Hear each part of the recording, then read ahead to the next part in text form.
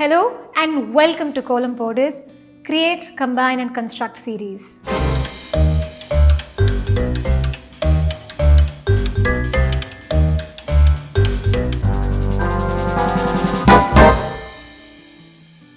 Kolam Podu is a happy project.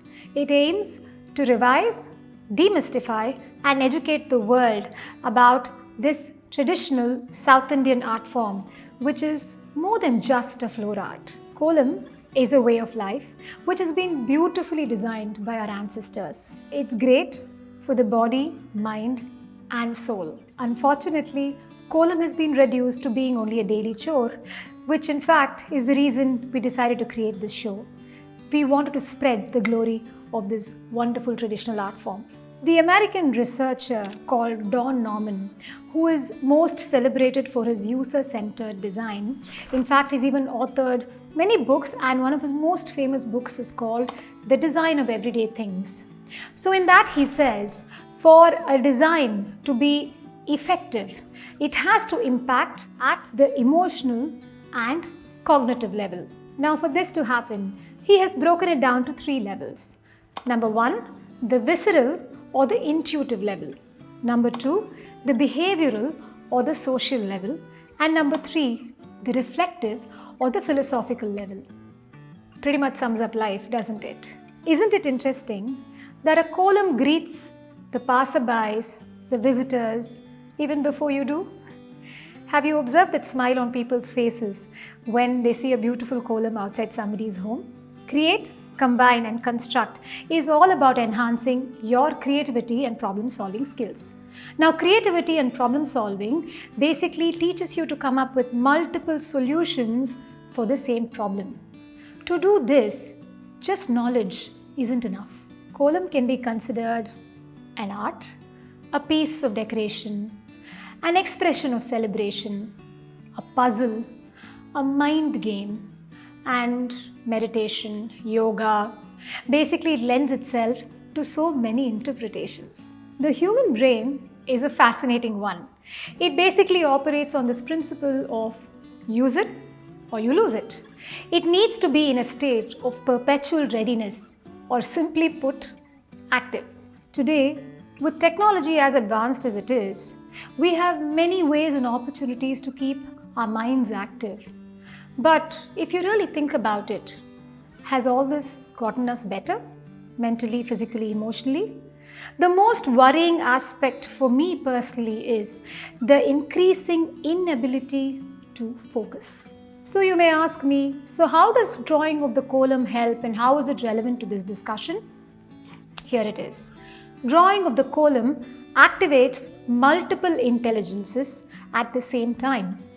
It enables midline crossing. It improves fine motor skills and it helps bilateral coordination, betters the hand control, improves the hand-eye coordination, improves the ability to focus, and it increases the time you can focus. It calms the mind, develops a habit-forming cycle which is beneficial at so many levels, and it enhances creativity and problem solving. Well, trust me, this list can go on.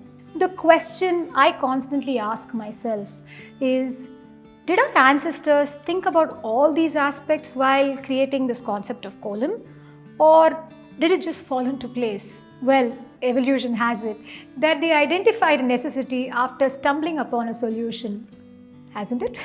Creativity and problem solving is both a science and an art.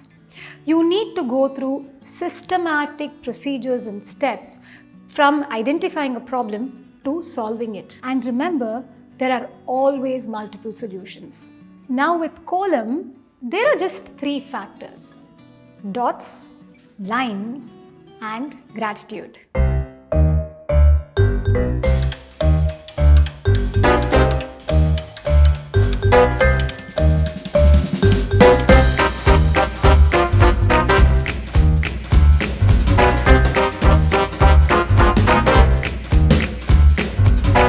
A dot is the simplest form of visual design. It marks the beginning.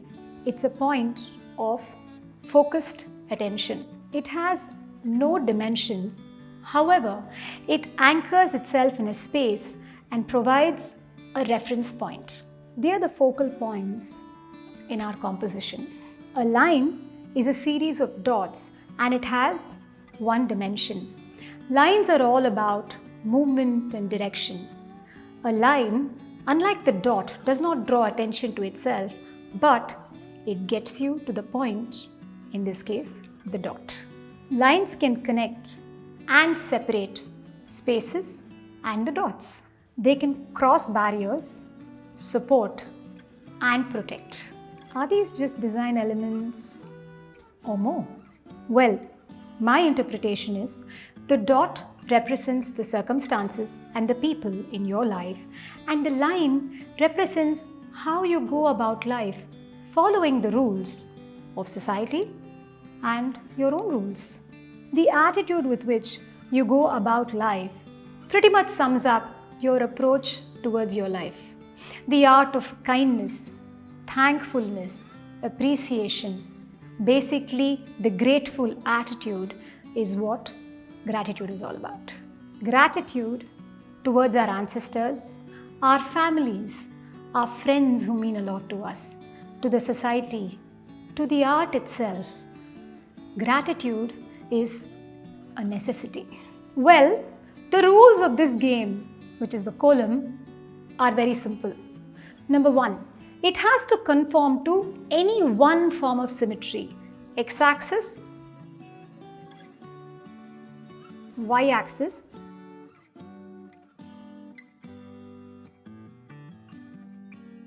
or the radial symmetry.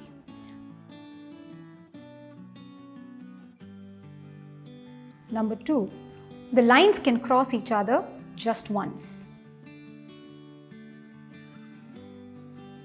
And number three, all the dots need to be covered. Let's create columns, combine possibilities, and construct relationships. Subscribe to our channel and remember to press the bell icon for regular updates.